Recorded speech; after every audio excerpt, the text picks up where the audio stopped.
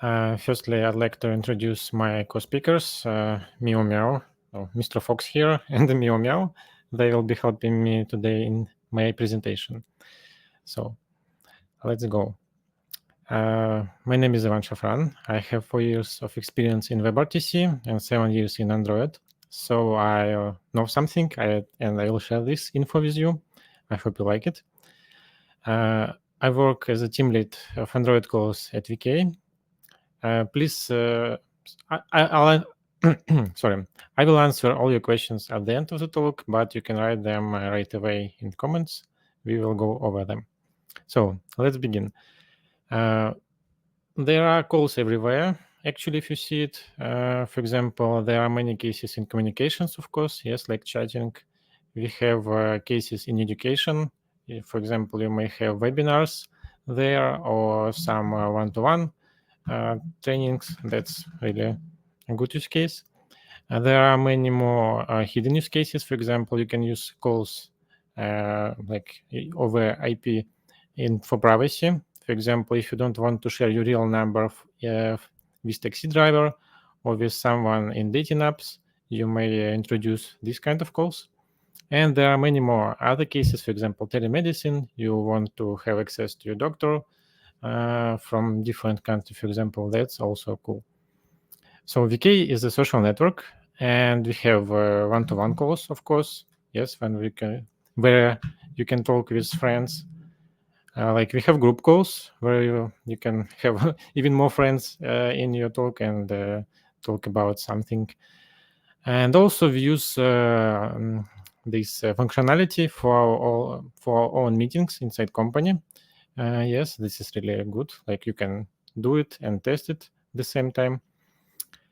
And let me tell you a bit story about calls team. So there was a sunny day and we were chilling, doing some stuff. Oh, sorry, I mean we were working. Of course, we were working, not chilling. Yes, yes. And the big boss comes to us and says, "So we have like company meetings once in 3 months. Yes, and we use some broadcast application, and we talk with our employees using chats there at the end of the talk, but we want to add some more interactivity, we want to have some touch with our employees, yes, at the end of talk. So we want to talk with them face to face. So why don't we have this meeting in our VK calls since we have them? Yes.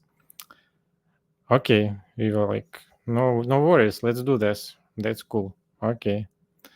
And then we started thinking about these features and how we can provide this service. Yes. And we like Googled how many employees at VK. And the answer was like more than 10,000. And our calls, as I said before, could only handle only like 15 or 100 people. So we were kind of shocked. Some people were ready to do this and was happy. And some people were just thinking, yes, what we can do there. So now we have a task of handling 1,000 participants in one call. Of course, we won't have 10,000 people there because not all people, of course, attend such meetings, although they are very helpful and useful. But let's be realistic, yes. So we will aim for a few thousands of people. And to make things even more interesting, we will make our aim to create infinite number of participants in one call, at least from the point of view of a client on Android, yes. And we'll deal with backend later, maybe, or someone else. So our plan for today, agenda, we will talk a bit about WebRTC basics because we need to know something to understand the later part of my talk. I will give you some insights about one-to-one calls. It's like a foundation for our group calls, and many optimization there will be useful for group calls, of course. The main part will be about group calls, and especially really large ones. So let's start with WebRTC basics. So if you visit WebRTC webpage, you'll see such definition. It's like communication real time in web. Yes, so you may think of desktops or maybe browsers talking with each other, but actually they have also SDK for Android, iOS, and native clients. So you can put these calls inside your freezer actually with using native SDK, or in your robot vacuum cleaner also. Why not? That's cool. But we will talk about Android today. Maybe next talk about a robot cleaner. The good thing is it is supported by almost all popular browsers like Chrome, Safari, Edge, Opera, Mozilla. That's pretty cool. So your calls inside web browsers will work almost from like out of the box. Another great point is open source. So you can actually fork it, maybe customize something and build your own SDK. So let's hear how it works, like in like the big picture. Yes. So if we are talking about a web browser, we have a WebRTC API that is already inside browser, and we'll have our logic inside call web page. So we don't actually, and we access browser API from there. That's good. When we talk about other clients, for example, Android, it's a bit different. We'll need to put our WebRTC SDK as like a library, as dependency inside our APK, and we'll of course have some logic inside our call application. Yes. Then we need to meet our servers and to introduce them. So, for example, if you want to make a call, we'll use HTTP request, yes, and say like we want to call to some specific participant, yes. Using, for example, push service as Firebase or some other options, as was mentioned in the previous talk, for example, yes, we can say to another part that we like, there is incoming call, handle it, please. Now that both clients understand that they making call and accepting call, we need to introduce another server called signaling. It's like a standard term for this kind of servers.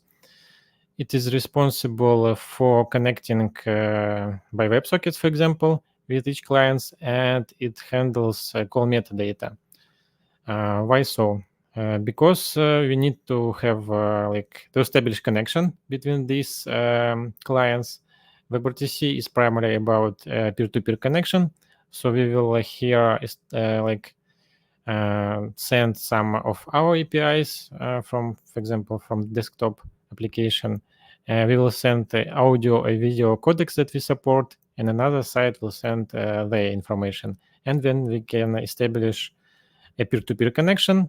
So we will use still will use a signaling server for our call metadata. Yes, but we will use peer-to-peer for audio and video, and that way you would save like money because you don't have to like create media server for this audio and video, and this is like major load of data. Sometimes some networks and some Wi-Fi's don't allow you to have peer-to-peer connection. So, for example, if you work in some strict company, they block many things, and you can just I don't know, read and watch memes there, and you can't have a peer-to-peer connection. So, for that case, there is like you can have relay server that will actually like resend audio and video packets without even reading them. So it will have like so it will solve exactly one task to go through this wall of security. And, I mean, we're not breaking something; we're just trying to deal with the high security standard there. That's another thing. And for group calls, we'll still need a media server because if you have a peer-to-peer connection with each other, it will be like a quadratic complexity. You'll have too many connections, too many data to handle it, and it will be a nightmare. So you'll need media server here to like work as a middle point. So that was a bit of intensive. I understand you, but don't worry if you miss something. That's okay. I think you get all the main parts, and that will be useful later. So let's revise what we learned right now. So WebRTC is like a framework for web communications in real time. All popular browsers support it. It's good. You have SDK for native, iOS, Android. That's another great point. Sorry, I clicked. Okay, I'm back. It was a bit of yes.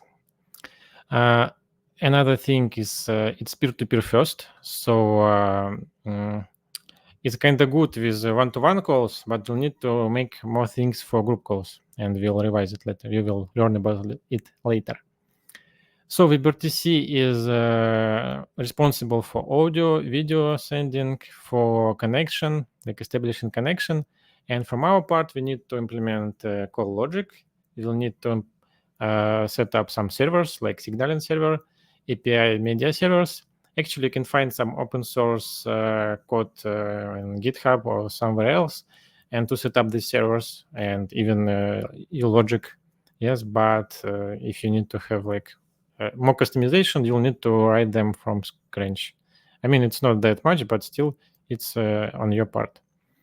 Okay, now let's talk about one-to-one calls. As I said, it's will be our foundation for group calls. What we will learn right now? We'll learn about audio, video, of course. Interesting part will be about AR effects. Yes, what is this? It's kind of entertainment. And we'll talk about system APIs because our calls can interact with Android OS or like, yes, mainly about Android OS. It will be. So let's go to the video. Oh, sorry, to audio. I was just going too forward. So audio actually has many stages. Usually you have microphone and you have speaker.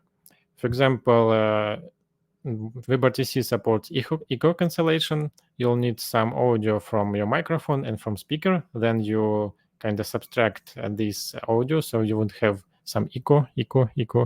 Yes. Also, there is automatic gain control. It helps you to normalize your audio. So, for example, if I was talking too quiet, it will up a bit level, and if I was talking too loud, it will reduce it. Another great thing is voice activity detection. For example, if there are many participants in call and most of them are quiet, you can like save some data and not send any packets because they don't say anything. Why bother sending it?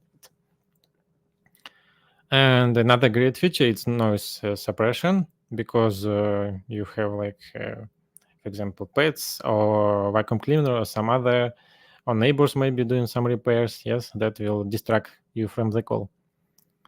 So WebRTC provides all these things in this pipeline, but it does it in a very kind of standard way without many new I don't know, algorithms or neural networks, for example. So it's good, it's fast, but it's not that bad. For example, if I will be typing something on my keyboard, you would hear that because noise suppression is not that good. So for that, you can implement, like you can have your own neural networks, or maybe you can find it on online something in the web, and maybe to learn it for your specific use cases. Yes, for example, against keyboard, or against I don't know, animals. If you work in a zoo and you want to to mute them, yes. So a bit of spoiler. Actually, by doing that, we gained a lot. We kind of decreased the number of slow and fast segments in our audio. For example, I think you know this phenomena when you like enable screen share and you start in talking really slowly and then really fastly you try to um, catch what you were saying. Also, we reduced audio network load by 30%. So because like you may reduce all the noise and there is more data that you can save and not send anywhere because there is no useful audio there. Another thing, there is such metric called PESC, and we can increase audio quality by doing that. And I'll tell you a bit about how you can do that. On Android, you can use, for example, TensorFlow for neural network models. On iOS, it will be called CoreML. From the point of view of code, you'll have your client, you have WebRTC SDK. For example, we used a fork, and there is like Java code, and there is CPP code there. And we were using this TensorFlow neural network, I mean, in format of this, and such file called audio processing to pass audio buffer and to receive already like a result without any noise. And we did that in C++ code. That is very important because you want to save some performance, because if you'll pass these audio buffers from Java to native code, you'll may have problems with this interpolation. I mean, and yeah, that's why it's better to have it in native code. For ML network, we didn't like put it inside our APK. Of course, we used remote config, and at the beginning of our call, when we need that, we actually, or like before the call, or like during, if you have like small neural networks models, you can download them and pass these some meta parameters inside your SDK. Some notes about iOS, if your friends, me or colleagues will do that. So in WebRTC iOS, there is a bit like there are some differences. For example, it doesn't use WebRTC pipeline. It's actually use iOS audio pipeline because it's kind of better in some way. And to kind of tune it, you'll need to disable this voice processing from iOS, so you can put your own pipeline. Also, audio processing, it's not only about iOS, it's also about Android. It's very sensitive to delays, so you'll need to do it in a sync way. For example, there is such class called async audio processing, and you may put your neural network processing there, so you won't stop your main thread from working. And you'll have to profile code, avoid a lot of conversions, and as I said, for example, from Java to C++ code. And of course, you'll need to A/B test this feature a lot. And also on iOS, it's kind of easier because there are a limited number of devices, and you can test your code like almost on every device. On Android, we have like zoo of devices from cool one to cheap one, and so for that you need to do some fallback. For example, if your audio pipeline works too slow, you will fall back to standard WebRTC pipeline, which is quite fast. That is important. Otherwise, you'll have your device like really hot and it will throttle. Yes. So let's wrap with audio. We increased audio quality. We can reduce server load by using our custom pipeline. We can unify experience among platforms because now all our platforms using the same neural network, and that's kind of good. Our next part will be about video. It's a very important thing, and almost in every application that uses video, it will turn hot from after some time. It's maybe a good thing. It's maybe a good feature for cold countries, yes, for example, like Sweden, yes, but for Italy, it won't work. So you need to kind of save performance of your application, yes, and to not turn this into a heater your phone. So you'll need to deal with battery, with network load, of course, and with screen sharing is another interesting topic because like there are different use cases for that. A bit theory about video codec. Let's look at this picture. I guess you know that video is working like it's not like a blob of some data. Yes, you have frames. Yes, every, for example, 30 times a second, you'll capture a frame from camera. But you won't send it like in full size because you'll have too much data going through your network, and that's why video codecs help you to reduce this load. They actually have these special frames called P and B frames that send only difference between previous frame and next one. So for example, you can see here car in some kind of green thing, and you won't see here sun and clouds because they are quite static, at least for that second. But of course, you'll need to send a full picture from time to time, because if you have too much diffs, at some point of time they will like break your picture, because it's like it's not ideal difference. And video codecs is mostly about trade-offs. You have fast video codecs, you have slow video codecs, you have like video codec that require many battery usage, or like GPU, CPU. So it's all about trade-offs. So let's, for example, see at H264 and VP9. What are things about them? For example, like actually, I'll give you like maybe 5 seconds to look into these graphs, and they are not too different. Yes, they kind of the same, but the main difference it's on the low bit rates, because on low bit rates, H264 shows you kind of pixelated picture, because like it's old good codec, but it's not good on low bit rates, and VP9 is better. So why we just don't use VP9, you may ask me? Yes, the thing here is because we have like VP9 require just more resources for that, for its work, and it's good on low bit rates, but it requires many battery usage, CPU, GPUs, and so on. Why so?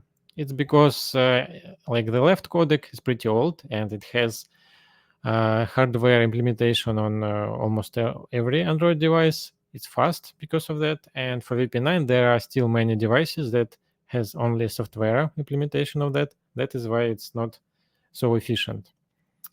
But yeah, and you can cook something on your phone, of course, if you like, don't have electricity right now.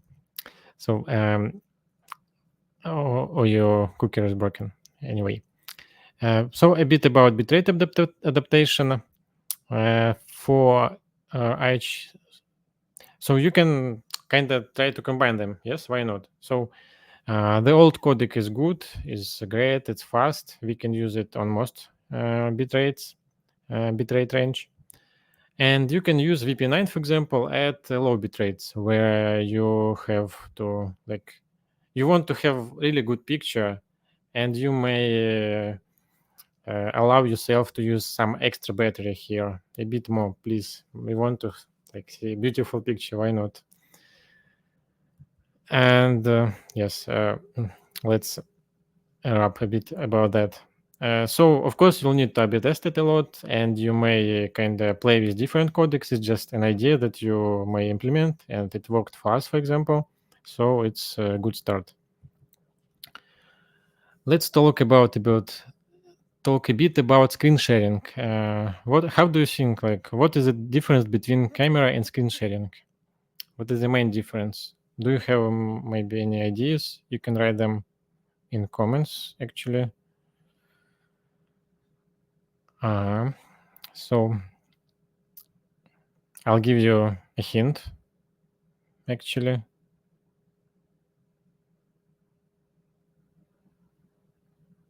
How do you think? So I'll go further. And so the main difference is for video, it's kind of maybe okay if you lose some quality, I mean, in terms of resolution, because it's not that important. You want to have a pretty good video in terms of moving, for example. Yes, I'm do something, you see it. And you won't stand low bit rates when I was like moving like in frames, yes. So for screen sharing, we want to tune it. For example, if we have a scenario where we have text, for example, like in this presentation, we may say like, please maintain resolution, because we want to see text in a good quality. If you have a moving picture, you may say, please maintain frame rate, because it's better to see how dog is running, rather than it's like teleporting from point to point. Yes. And you can also have balanced and disabled point. I don't know how disabled works, so you can experiment and see how it will work out. Also, you can give some hint to WebRTC. You may say like, please, I have text here. Just please try to show it in a good way. I'm hoping that you, yes. So let's wrap this video. Video codec bitrate adaptation is a useful feature. You may try to use it. You may also play with other codecs. There are many of them. Like not too many, but still there are some of them that you can try to apply. And for screen sharing, you need to be careful, because if you use like default one, it will be like not good in both scenarios. I would say it will be not good with video sharing, like when you share some moving content. It will not be not good with text. So I don't know, from the scratch, it like from out of the box, it's not so good, unfortunately. But you may tune it. Let's talk about AR effects. It's another cool feature, because like we have, for example, virtual backgrounds everywhere, and if you have your calls without at least blur, your users will ask you like, where is blur? I want to blur something. I have some stuff going on in my background. Please don't see them. It's like, sorry. Yes, and you want to have at least blur. So for like by AR effects, I meant like face masks, for example, virtual backgrounds, beauty filters. Yes, it's like optional feature, but still, why not to do some extra mile, yes, and help our users. On Android, it's not that hard actually to do that. At least it's not that hard to handle frame. You may override video capture class, then you'll pass a listener there.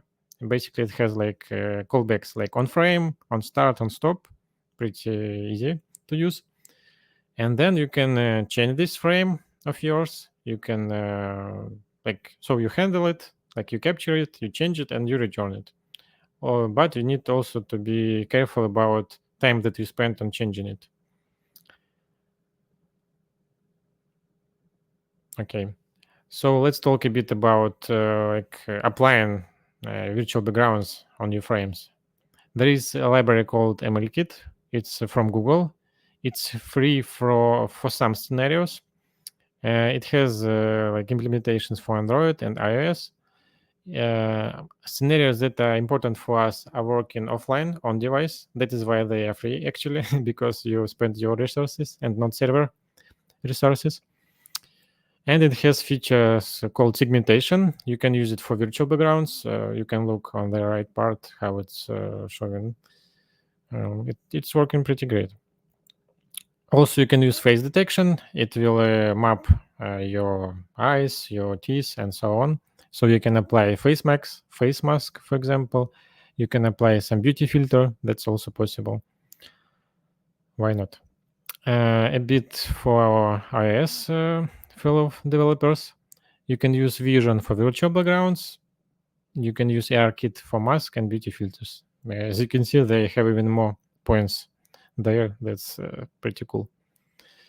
So the main point of this part of my talk is that AR is not that hard. You can capture frames for WebRTC. You must be careful with performance, of course, because, like as I told before, your device is already like a heater with video enabled, but with AR effects, it's even more important to be careful with it.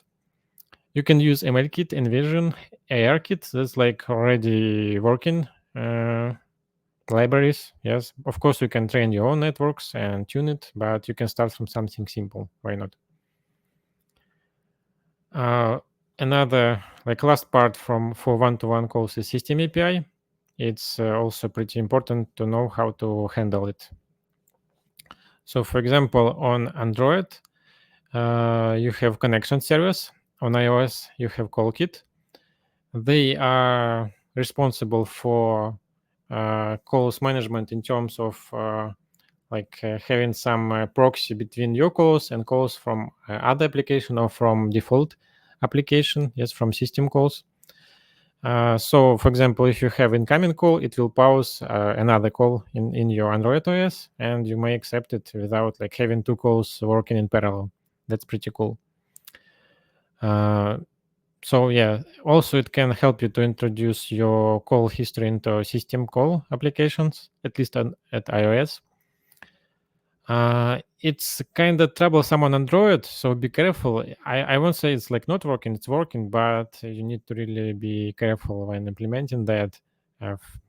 Like we had some issues, but we had to like overcome them. Maybe it was like some scenarios of our calls, and it will work out good for you. But just be careful. It's my idea here. Another thing is Android output management on Android. Basically, you want to like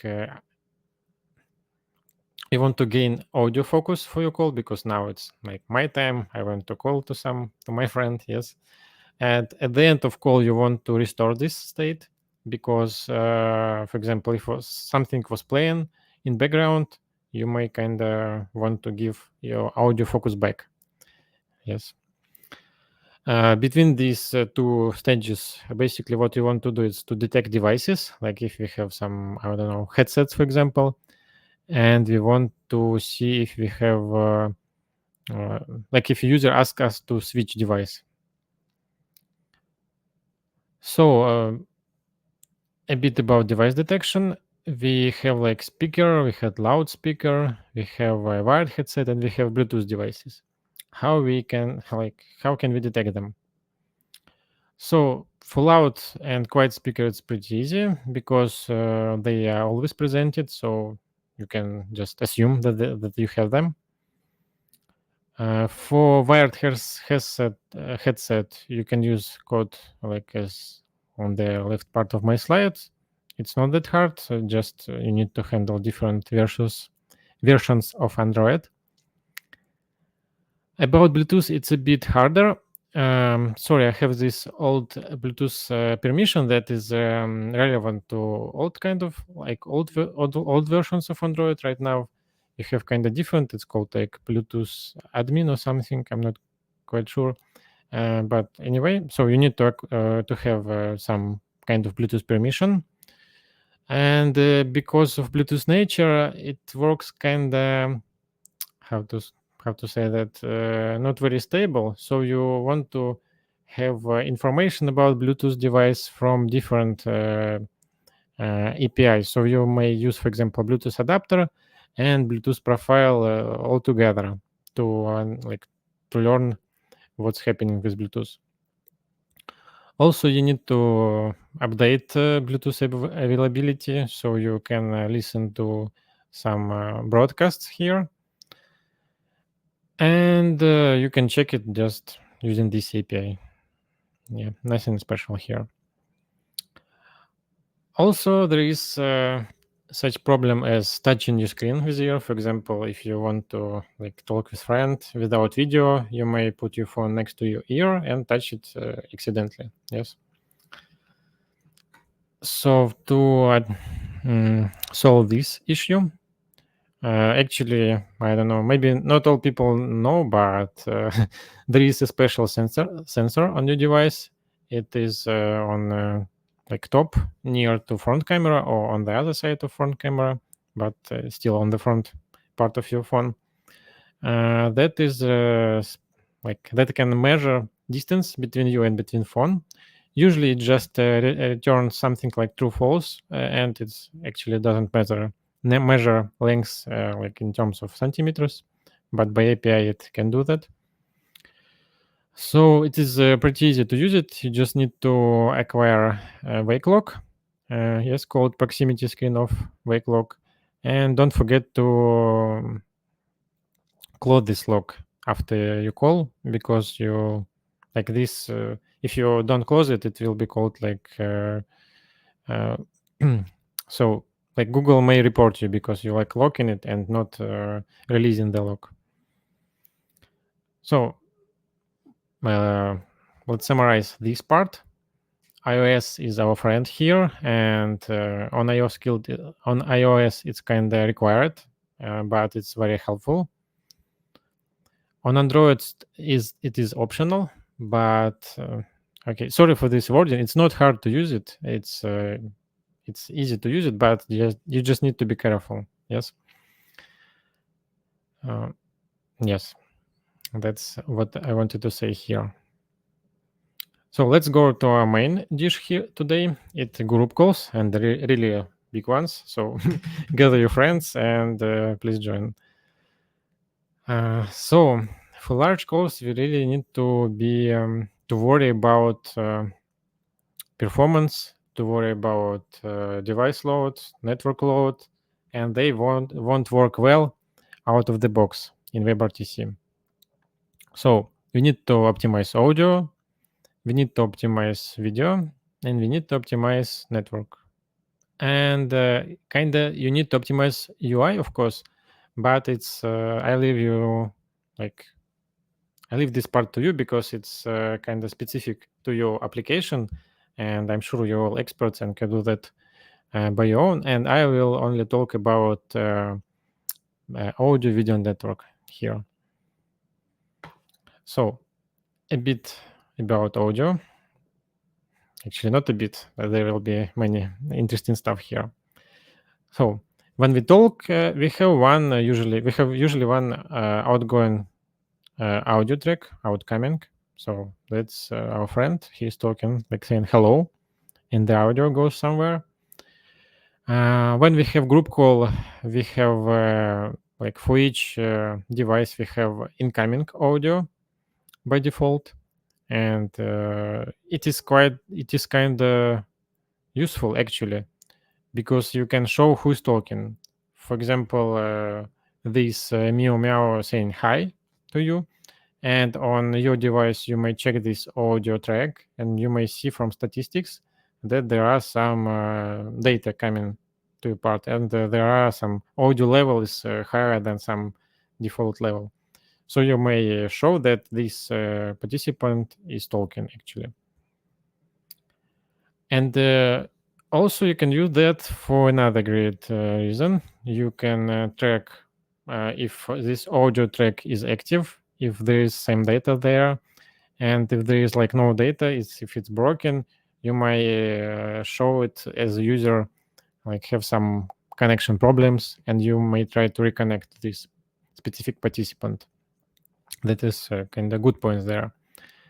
But of course, if you have like 100 participants or 1000, that won't work because for every audio track you need to have it.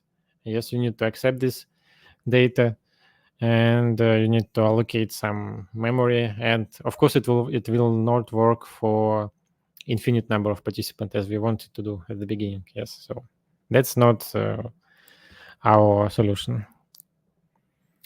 Yes, and of course, yes, your device will become bigger, as I saw here. You see, like because of all of this audio coming in. So what we can do here? Yes, that's the question. We can kind of move this problem to server side, as always.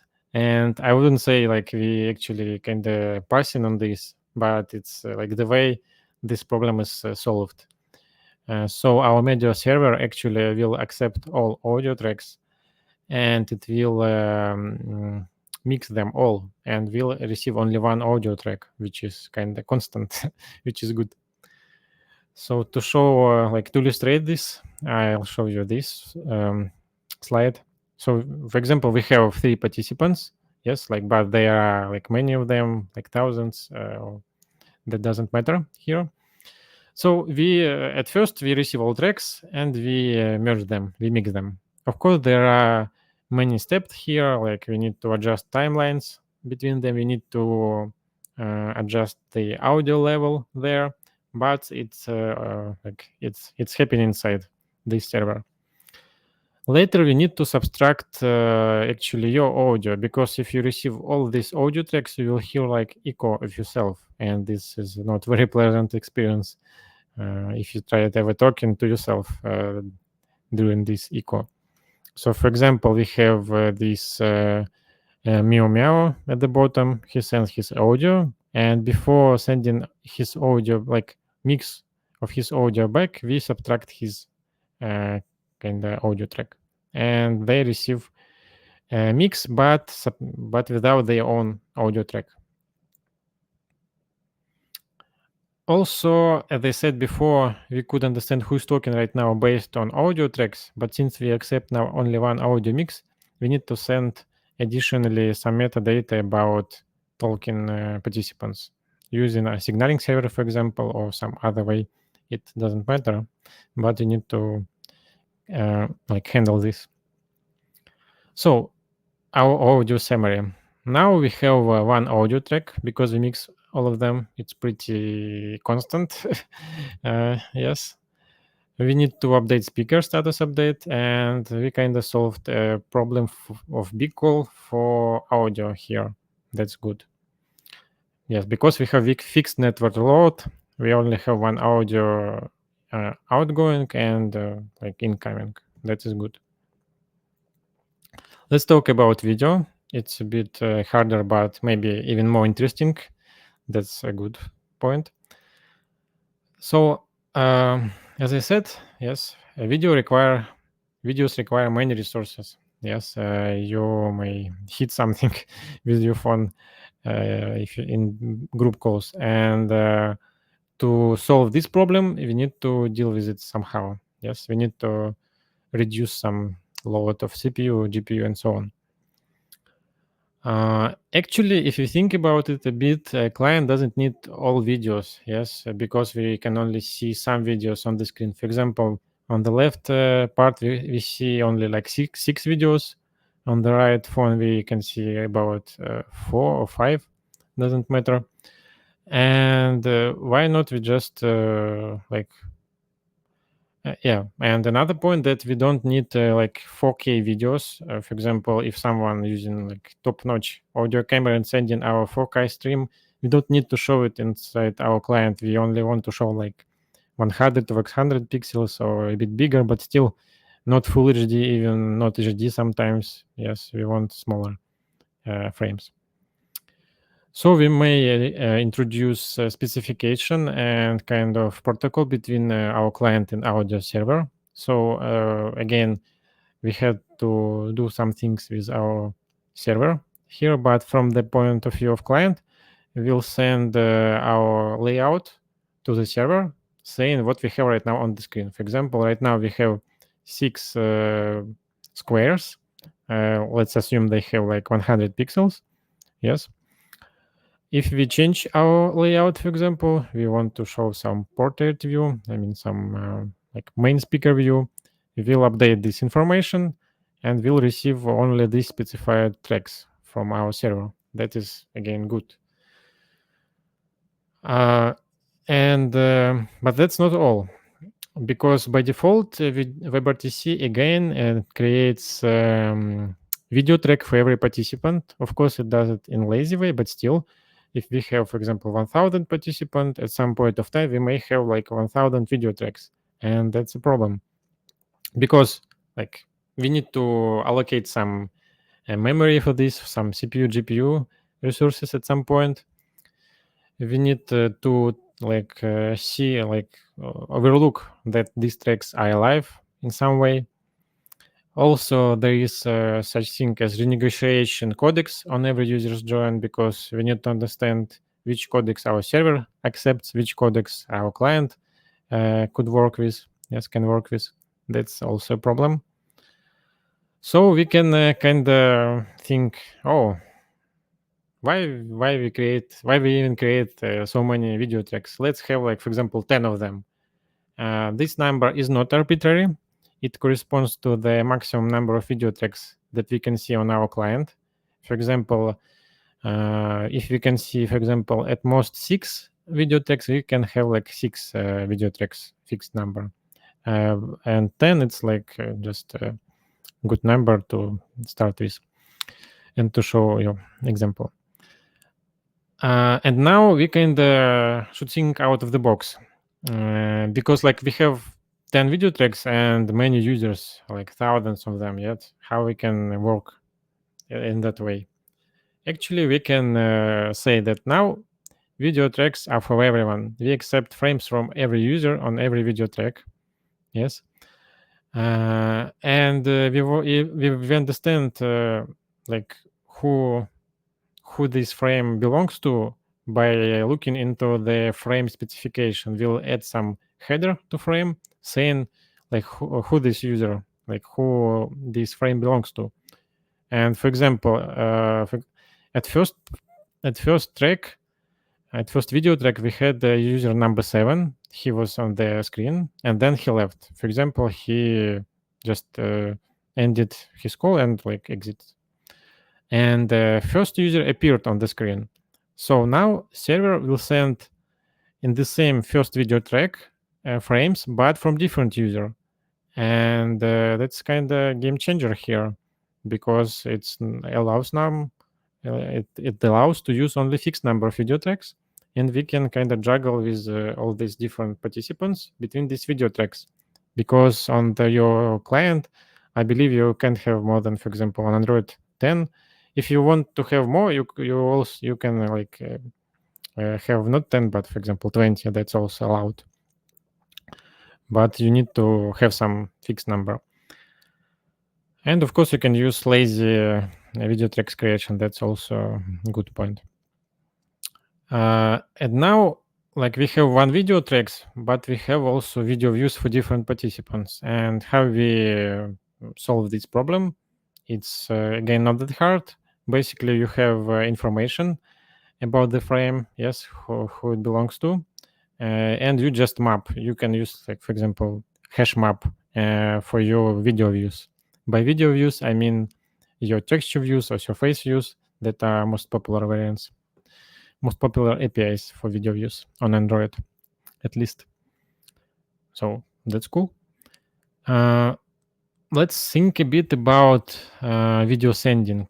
We talk right now about accepting video, yes, but in a big call, there is a high probability that actually nobody watching us, yes.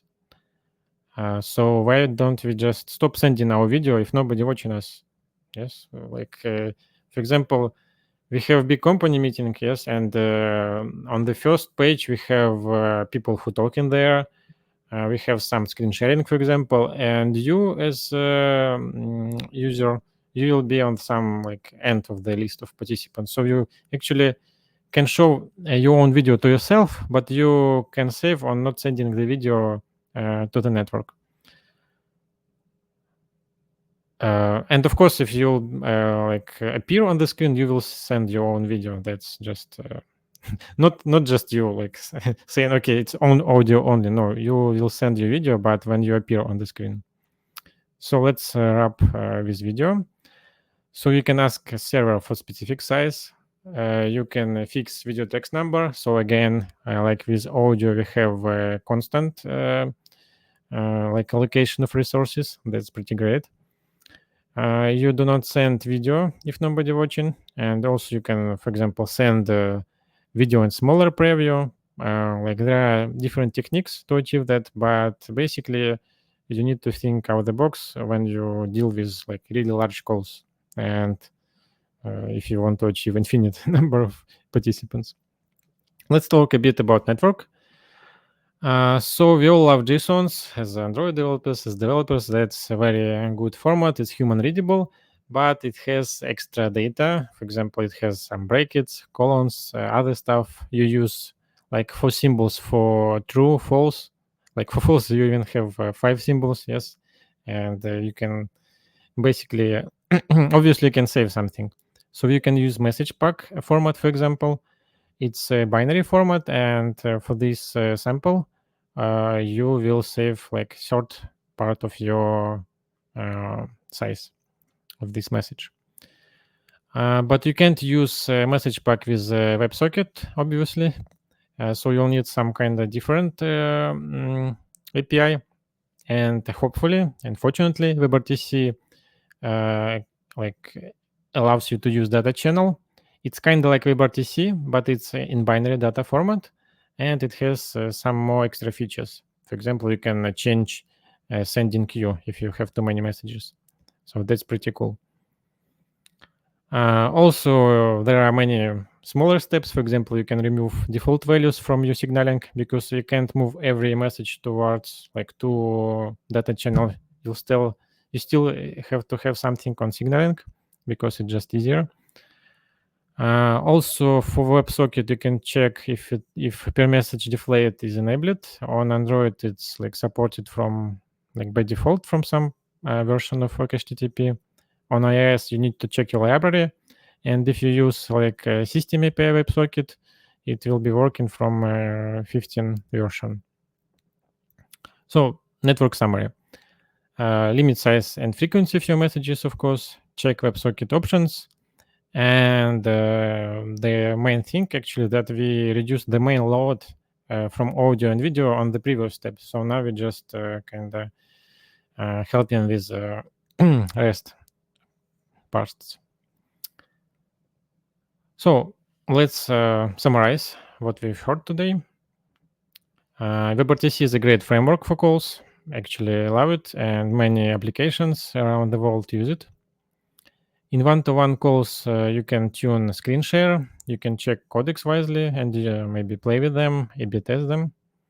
In one-to-one calls, you can improve audio pipeline, you can add virtual backgrounds, and in participant unlimited calls or just in big calls, you can do many optimizations. For example, you can use one audio track for all your audios and mix them on server, and you can have fixed video tracks number because you don't have to like create for every user. You can just reuse them. That's kind of way of tricking WebRTC into thinking that you have only, for example, 10 participants, but actually have thousands of them. So thanks for listening. Now I'll be happy to answer all your questions and to. Yes. Thanks, Ivan. That was very informative session, and yeah, I also got to know a lot of like this WebRTC and this native level APIs and system APIs. So I think we have few questions. Uh, like this, Babu has asked this question like S264 versus VP9.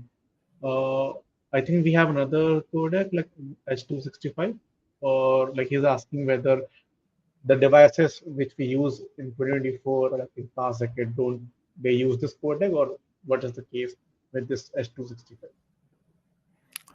Yes, thank you for the question. That is a good point. We actually have this codec. It's kind of new one.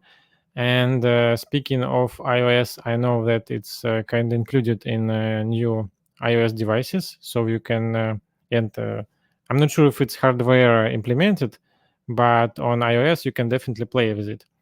On Android, it's kind of harder. From what I've seen, it's not. It doesn't have uh, much like usage on Android devices. It's not. I don't know if any Android device has this codec. Of course, you can always have like software implementation, but it will be like uh, it will use too much power, yes, too much GPU to compute that. So you can try, of course, on like as always, you can A/B test it, and maybe that work for you, or you can, for example, do that for newer devices. And WebRTC actually helps a lot because it helps you to negotiate, and you can add priorities to your so-called more egg frying. Yeah, yeah.